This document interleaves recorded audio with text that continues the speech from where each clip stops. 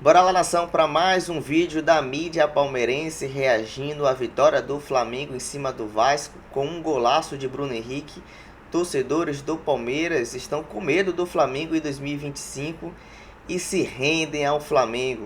Eles acreditam que o Flamengo vão ganhar tudo em 2025 e falam tudo agora nesse vídeo. Então, se você é novo no canal, não se esqueça de se inscrever, ativar as notificações e curtir esse vídeo.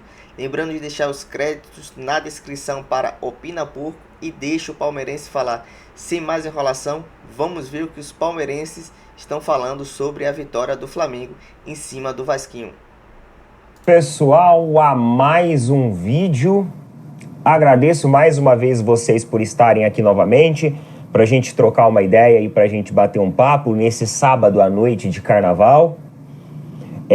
Nós tivemos aí o término da partida, da primeira partida do Campeonato Carioca, né, da semifinal do Campeonato Carioca. Flamengo 1, Vasco 0, na verdade, Vasco 0, Flamengo 1, né, porque o mando de campo foi do Vasco, com uma quantidade ali de 10 mil e alguma coisa torcedores. Público extremamente baixo. Público extremamente baixo no Rio de Janeiro, numa semifinal de Campeonato Paulista. É um sábado de carnaval, a gente sabe que é uma data muito complicada. O jogo foi lá no Newton Santos, que não é considerado o acesso mais fácil do mundo aos torcedores. E uma boa parte da torcida do Flamengo também acabou, entre aspas, boicotando o jogo presencialmente, porque entendeu que o Vasco poderia ter feito o clássico dentro do Maracanã. Até mesmo, em fatores de bilheteria, poderia lucrar mais com isso. O presidente Pedrinho veio até em uma declaração no meio da semana e falou que a ideia deles era tirar o Flamengo da zona de conforto. Mas o problema é que, pelo visto, tirou o Vasco também da zona de conforto, né? Como a gente vai falar um pouquinho aí desse jogo agora pra frente. Daqui a pouco nós temos as quartas de finais do Campeonato Paulista começando em São Bernardo do Campo. São Bernardo e Palmeiras. Até tava pensando em ir lá assistir, mas não, vou ficar por aqui, vou assistir por aqui mesmo. Eu ia gravar, pessoal, o vídeo até junto com os dois jogos, já. Porque vai ser 8h30, começa daqui a pouco o jogo do Palmeiras. Só que aí eu pensei, o jogo do Palmeiras vai acabar 10h30, 11 horas da noite. É complicado num sábado de carnaval colocar um vídeo nesse horário. Então eu resolvi dividir, para que, cada um aí assista conforme a sua necessidade e a sua disponibilidade de horário, tudo bem? Mas vamos lá, meus amigos, eu vi vários e vários comentários, várias reações aí de torcedores vascaínos. Teve torcedor vascaíno falando que, o STF tinha que proibir. Esse cara é foda também, que o STF tinha que proibir o Vasco de enfrentar o Flamengo, que os caras já estavam cansados de sair com resultados negativos. Muitos torcedores também falando que pode negociar Payet, pode negociar meia dúzia para mais de jogadores do Vasco, porque já não vira mais nada. Outros já criticando o técnico, outros falando que o Vasco levou o campo pro gramado sintético e se estabanou do mesmo jeito, não adiantou nada fazer toda essa fumaça que fez, né, em relação aos estádios do Flamengo, ao estádio do Maracanã. Mas assim, o jogo começou com uma certa posse de bola ali do Flamengo, nos minutos ali iniciais, né?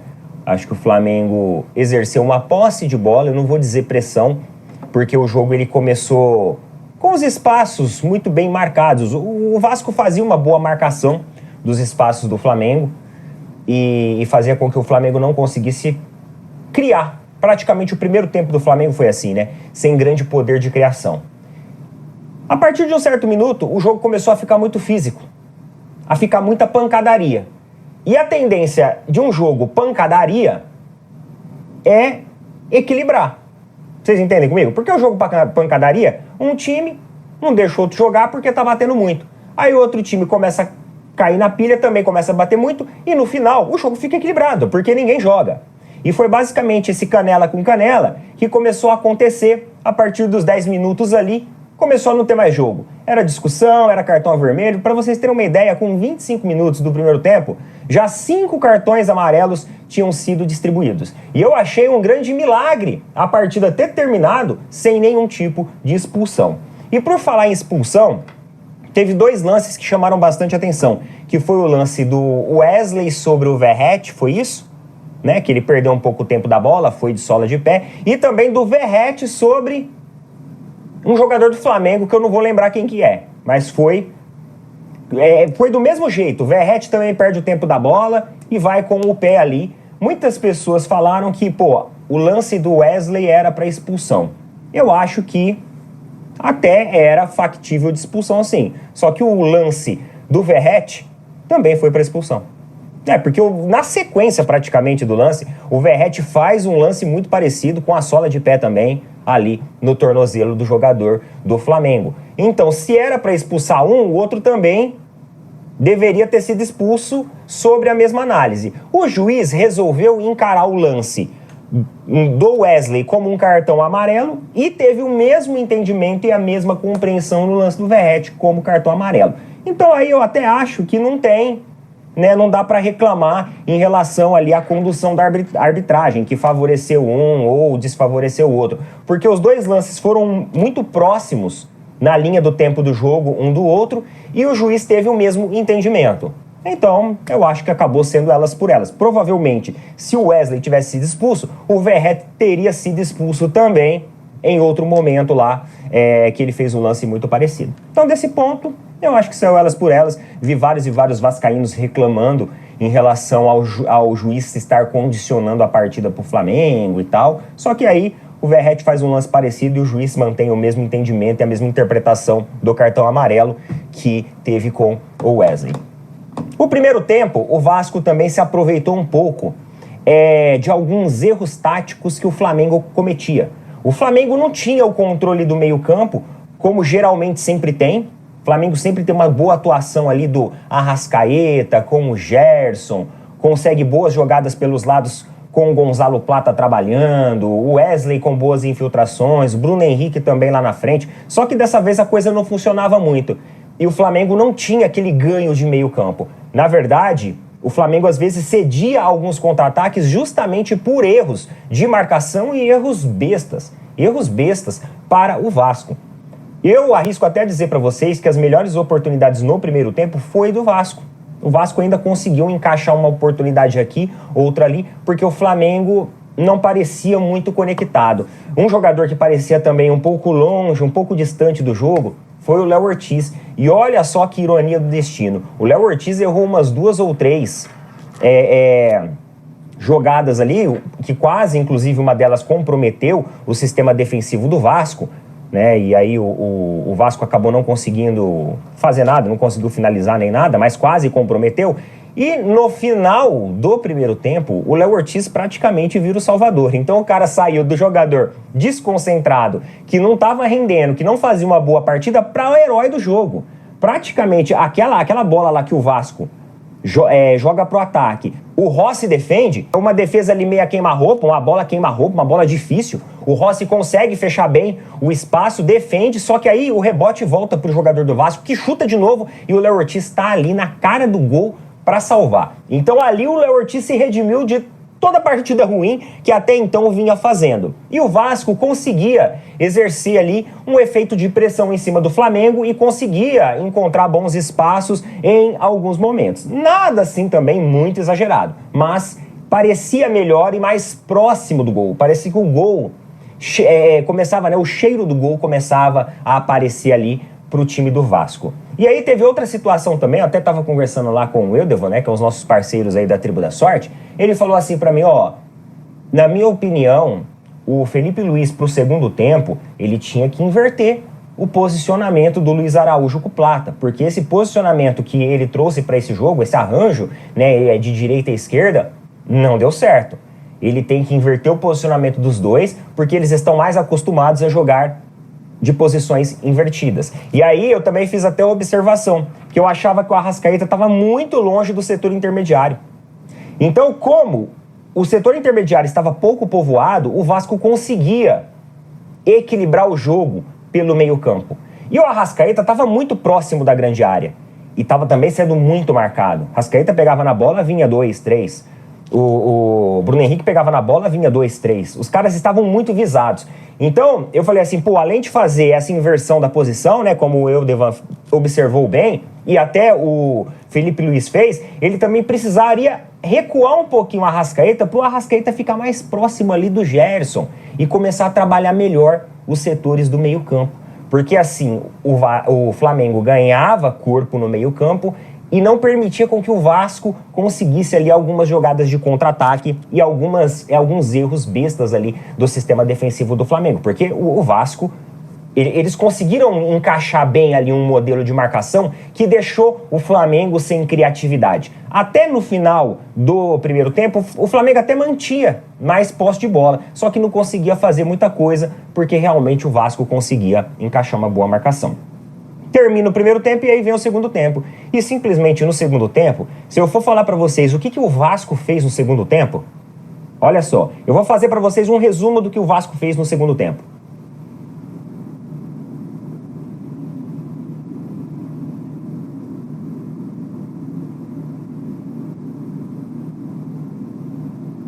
Uma cobrança no final do segundo tempo e a cabeçada em cima ali do Rossi, que o Rossi fez a defesa e acabou o jogo.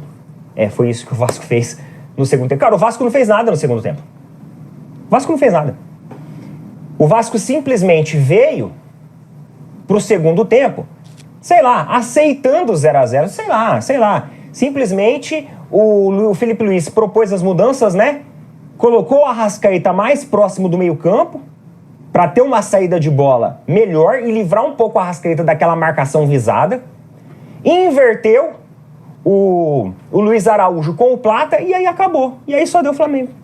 O Flamengo, o que aconteceu? O Flamengo ganhou o meio-campo e ganhou pelas laterais com os jogadores que estavam acostumados já dentro daquela posição cada um. E aí, meu amigo, só foi Flamengo. Luiz Araújo ainda deu de presente, né, pro Vasco um erro ali praticamente na frente do gol, isolou, chutou lá em cima, depois colocou outra bola na trave e aí teve um certo momento que a bola teve que procurar o Bruno Henrique. E o Bruno Henrique, que vinha fazendo uma partida muito discreta, mas extremamente discreta, conseguiu ali um belo domínio e, meu amigo, um belo gol em cima do Léo Jardim. Léo Jardim esse que eu falo pra vocês que é um goleiro que eu gosto muito. Gosto muito do goleiro do Vasco. Acho que é um baita goleiro. Olha, eu já falei isso várias vezes. Se eu fosse o Palmeiras, eu colocava uma proposta pro Léo Jardim. 29 anos de idade, pra goleiro, meu. O cara é um bebê, tá ligado? Pra goleiro que vai até 40 anos. O Everton tá quase com 40 anos e tá ainda jogando muito bem como goleiro do Palmeiras. Ainda tá sendo convocado pela seleção brasileira. Então, olha só. Léo Jardim Léo Jardim é recém-nascido, 29 anos de idade. Então, se eu fosse o Palmeiras, eu colocava uma proposta para ele, porque eu acho que é um cara de tempo bom e um cara também que sabe fazer uma leitura muito boa, principalmente em pênaltis e também alguns chutes. Vocês viram o chute do Bruno Henrique? Vocês viram como que o Léo Jardim vai na bola? Cara, é que aquele chute do Bruno Henrique foi muito colocado. Aquilo dali foi uma pintura, tá ligado? Mas o Léo Jardim foi bem. O Léo Jardim foi bem, mano. Então eu acho ele um ótimo goleiro. Eu acho ele um excelente goleiro. E se eu fosse o Palmeiras, eu já começava a pensar, de repente, ali numa proposta pra ele vir pro Palmeiras. Na verdade, o Palmeiras se dá bem com goleiros que vêm do Vasco. O Praz, por exemplo, Fernando Praz veio do Vasco. O Vasco tem bons goleiros e o Palmeiras geralmente se dá bem com jogadores aí que vêm do Vasco. Então acho que seria uma investida bacana no Léo Jardim, que é um goleiro que eu gosto bastante. E aí, mano, no segundo tempo sobrou Flamengo. O Vasco realmente não conseguiu as jogadas necessárias, ficou com receio, claramente. Quando o Vasco toma o gol, o time claramente fica com receio de levar mais gol. E aí, à medida que o Flamengo vai dominando novamente a partida, ganhando espaço, o Vasco fica ainda com mais medo. Aí o Carille começa a propor as mudanças. Vai mudando todo mundo. Coloca Lloyd, coloca uns outros jogadores lá. Só que aí o que acontece? Quando esses jogadores entram, eles entram com 1-0 pro Flamengo. Aí eles devem pensar assim, né? Pô, tá 1-0 pro Flamengo. Se a gente der uma bobeira, o Flamengo pode abrir 2, 3 gols. E aí, ó, acabou. Nós não temos chance nem de recuperar no próximo jogo. Então, vamos ficar quietinho? Foi essa sensação que deu, porque o Vasco simplesmente desistiu do jogo. É isso. A última jogada do Vasco foi a cobrança de falta e a cabeçada em cima do Rossi. Acabou aí o Vasco. Não tem mais nada pra falar do Vasco. Os caras perderam o meio campo, Flamengo subia a linha, às vezes o Flamengo recuava a bola pra ver se o Vasco subia a linha, como fazia no primeiro tempo, mas não subia. O Vasco nem subir linha subia, não vai subir ninguém. Parecia o Capitão Nascimento, né? Não vai subir ninguém, não vai subir ninguém. Simplesmente se abdicaram do jogo, porque na minha interpretação ficaram com medo de entregar um resultado pior que o outro time tinha deixado e acabou nada acontecendo. É isso. Coloca nas opiniões aí. Tamo junto. Vamos agora. Torcedor brasileiro preferido, futebol é uma coisa, como diria antigamente, uma caixinha de surpresas, né? Por que eu falo isso? Que apesar da vitória do Flamengo por 1-0 em cima do Vasco, Flamengo aí colocando um pé aí na classificação para a final do Carioca, no último lance, né? Num lance praticamente isolado, uma bola parada, o Vasco quase que chega aí ao empate, né? Mas mesmo assim ia ser complicado para o Vasco, pelo fato do Vasco tem que vencer o Flamengo, né? Tem que ter a vantagem de vencer. O Flamengo joga aí por 2 resultados iguais. Se o Vasco empata o jogo, tem que ganhar o próximo, né? Esse que é o ponto. Então o Flamengo vencendo aí por 1-0, dominando o jogo por completo. É claro que no primeiro tempo a gente viu aí um Vasco mais aguerrido, brigador, fazendo bastante falta, né? Foi assim, uma paulada, começo do jogo tenso, mas depois acalmou. O Flamengo o tempo todo tentando atacar o Vasco, com muita posse de bola no primeiro tempo. O Flamengo parece que estava com 66% de posse de bola no primeiro tempo, mas o Vasco marcando muito bem. Aliás, o Vasco marcou bem o jogo todo, né? Jogo todo, bem treinado ali para marcação, mas daquele negócio, né, velho? Destruir é fácil, o que é difícil é você fazer. No primeiro tempo, o Vasco até chegou mais do que o Flamengo no gol, porém, naquele negócio, né? Ficar atrás, segura, batendo, aí rouba uma bola, sempre isso acontece, né? Flamengo se arriscando, indo para cima, e rouba uma bola, e aí teve o contra-ataque e chegou mais ao gol do Flamengo. Mas no segundo tempo a coisa se reverteu, né? No segundo tempo se inverteu, o Flamengo acabou aí tendo 15 chutes a gol no total e o Vasco 10. Né? Acho que no primeiro tempo, se eu não me engano, estava 5 ou 6 chutes a gol do Vasco e 3 do Flamengo. Só que aí se inverteu, como eu falei agora aqui, né? 35% de posse de bola do Vasco e 65% do Flamengo. Não mudou isso no segundo tempo, nem um pouco.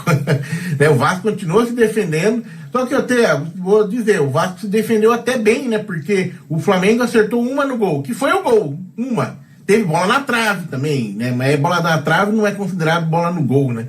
Mas teve a bola na trave, teve lances ali, o Arrascaeta perdeu um gol ali, me enrolou na hora de chutar a bola ali. Teve um do Luiz Araújo também que pegou livre, né? Ele poderia ter feito gol, mas jogou lá em cima.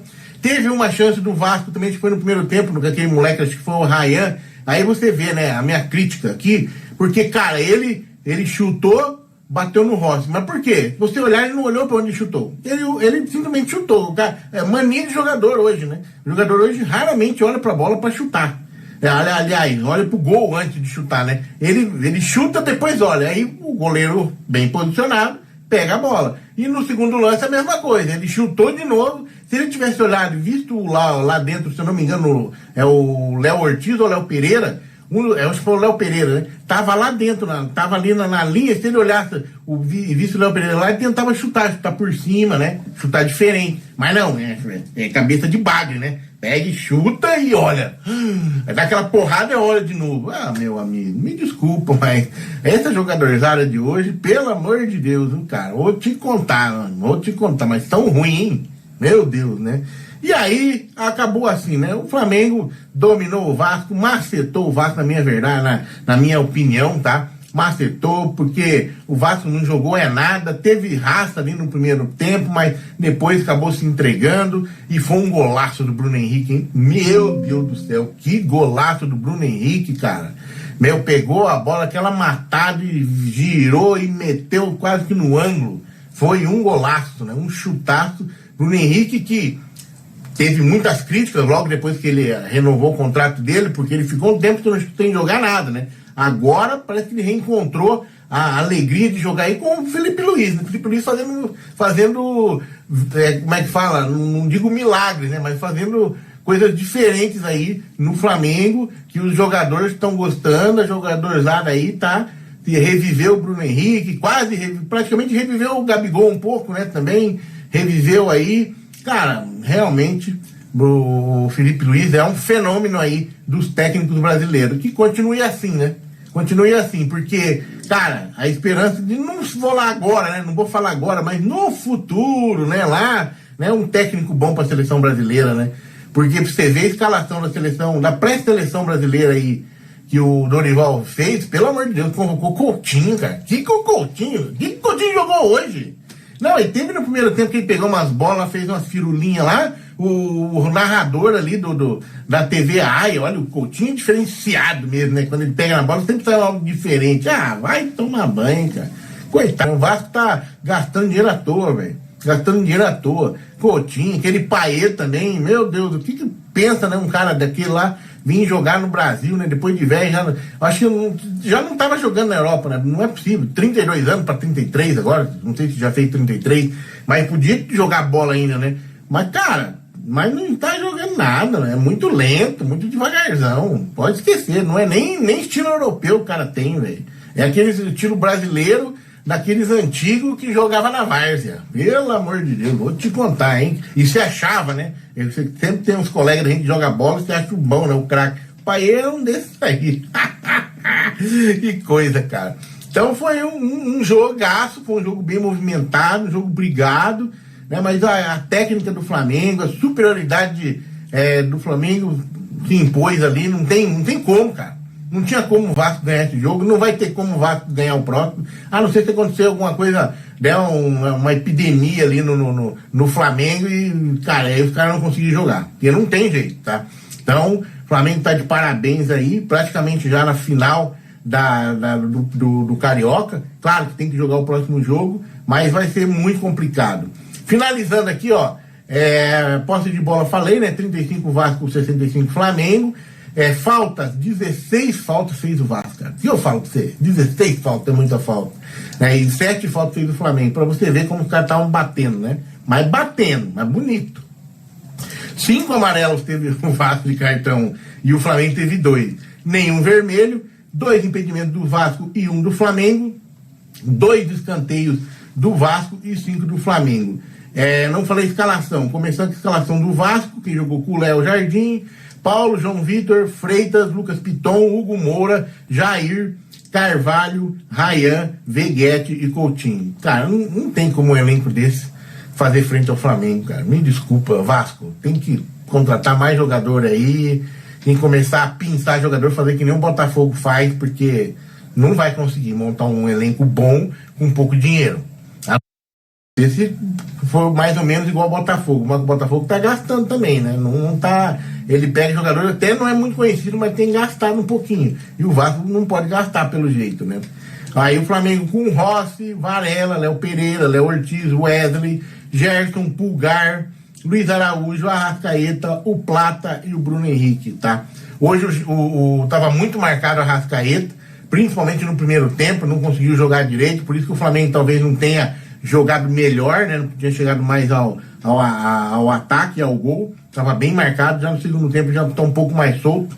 Mas mesmo assim não foi o jogo do Arrascaeta hoje, tá? Eu sou fã do Arrascaeta. Eu achei que o Pulgar estava bem, Léo Pereira, Léo Ortiz, muito bem os caras. O Wesley, apesar do esforço dele hoje, não foi o dia dele também muito forte, né? Varela, muito bem, gostei do Varela. O Varela tem jogado muito bem, surpreendido aí até a galera, né? Porque o Varela até então todo mundo já queria fora do Flamengo. Muito torcedor falava mal do Varela, mas agora ele encontrou, né, cara? Mudou de lado ali, ó, e tá ali na esquerda e manda ver, cara. O Gerson, sempre Gerson, né, cara? Porque o jogo todo. Luiz Araújo hoje também não deu muita sorte, apesar de ter feito uma jogada lá, chutado bem pro gol, né? Teve uma que ele chutou lá, mas não deu. Mas deu, no fim, Flamengo, cara, muito superior. E o pouco que o Flamengo, que alguns talvez não jogaram tanto, é porque o Vasco marcou bem. Marcou bem, tentou destruir, e aqui de novo, destruir é mais fácil do que construir, né? No segundo tempo aí entrou o Ayrton Lucas, Matheus Gonçalves, o Wallace Ian, né? Fez uma graça ali. Teve uma hora que eu achei que ele ia fazer o gol, rapaz. Chegou quase dentro do gol com a bola, rapaz. No final ali. Mas aí não deu. E teve uma hora que ele caiu, né? Ficou se enrolando ali, tipo pedindo pênalti, mas na hora que viu que não deu, saiu, levantou rapidinho, saiu correndo. Foi até engraçado, cara. Mas é isso aí. O Flamengo de parabéns, Flamengo aí bem superior ao Vasco. Não tem como o Vasco tirar essa vaga do Flamengo. O Vasco vai ter que melhorar muito aí para a hora que tem brasileiro, Copa do Brasil. Lembrando que o Vasco joga no meio de semana aí na Copa do Brasil, hein? Ai, né? Compra Nova Iguaçu, se eu não me engano. Vai ser complicado. Eita, nós, hein? Vamos que vamos. Beleza? O que você acha? Coloque no comentário. Parabéns, flamenguista. Dormi todo feliz hoje, hein? É isso aí, nação. Esse foi mais um corte dos torcedores palmeirenses falando sobre a vitória do Flamengo em cima do Vasco, o Vasquinho no Clássico dos Milhões, onde mais uma vez ele, o rei dos clássicos, o homem dos clássicos, Bruno Henrique, fez uma pintura, um golaço, deixando a sua marca contra o time do Vasco. E eles também trouxeram todos os detalhes sobre como o Flamengo amassou o Vasco da Gama, que não adiantou levar para o Nilton Santos, colocar em um gramado sintético, pouco público. O público nesse jogo no Engenhão foi de aproximadamente 11 mil pessoas.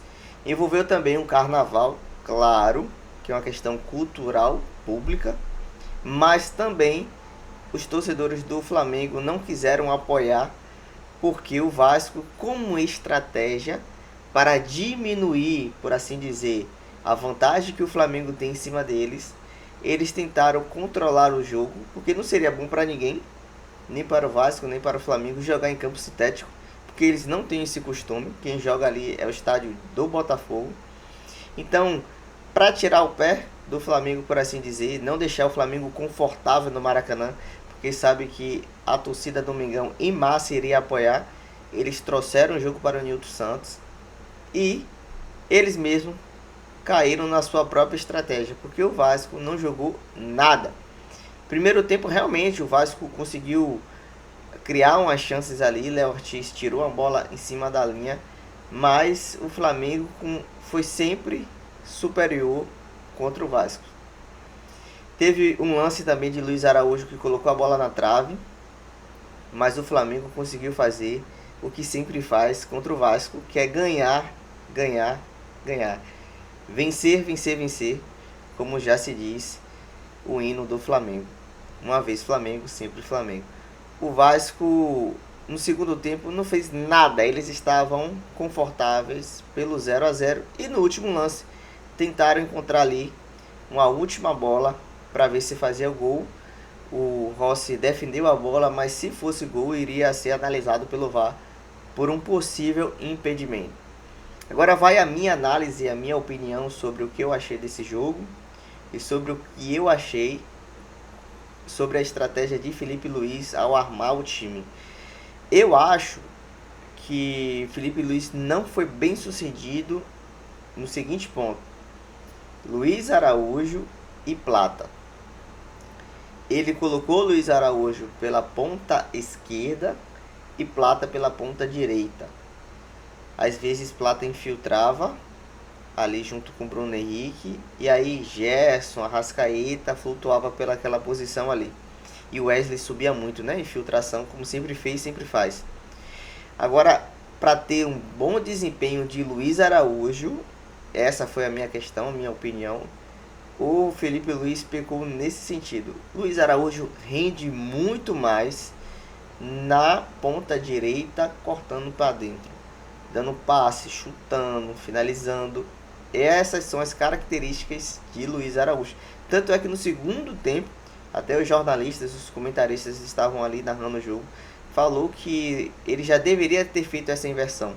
Plata cair na ponta esquerda e Luiz Araújo cair na ponta direita, cortando para o meio, porque é ali que ele se sente mais confortável.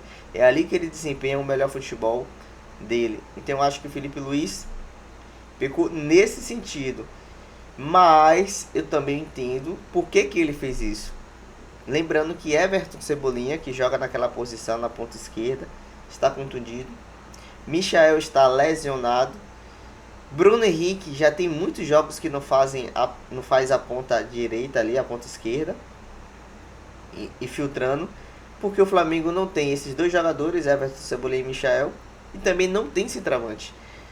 Pedro está lesionado, já retornou com treinos em campo, e Juninho, que foi contratado para atuar ali como centroavante, mais versátil, mais veloz, ele também está lesionado. Então foi a opção que Felipe Luiz teve de colocar um jogador ali na ponta esquerda para atuar ali junto com Bruno Henrique, deixar Varela subir mais um pouquinho, Arrascaeta flutuar naquele campo ali. Mas eu acho que ele poderia ter feito isso com a inversão. Plata caía na ponta esquerda e Luiz Araújo na ponta direita, porque é ali que Luiz Araújo vem desenvolvendo o seu melhor jogo, o seu melhor futebol. Falar também de Felipe Luiz, que ele fez as suas substituições, trazendo assim um bom futebol para Varela. Varela está jogando improvisado na lateral esquerda e ele é lateral direito. Seu contrato se encerra no final desse ano, em 2025, e muitos torcedores que já queriam que ele saísse no Flamengo estão pedindo a renovação de Varela para continuar no Flamengo. Você concorda? Você discorda? O Flamengo deve renovar com Varela? Expresse aqui a sua opinião nos comentários.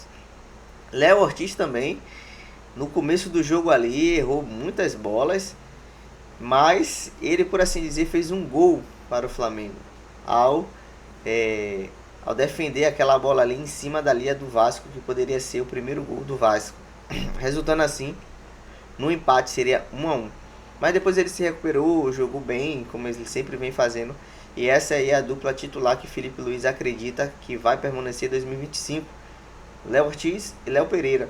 Já outros torcedores acreditam que seja Danilo e Léo Ortiz. O que é que você acha? O que é que você pensa?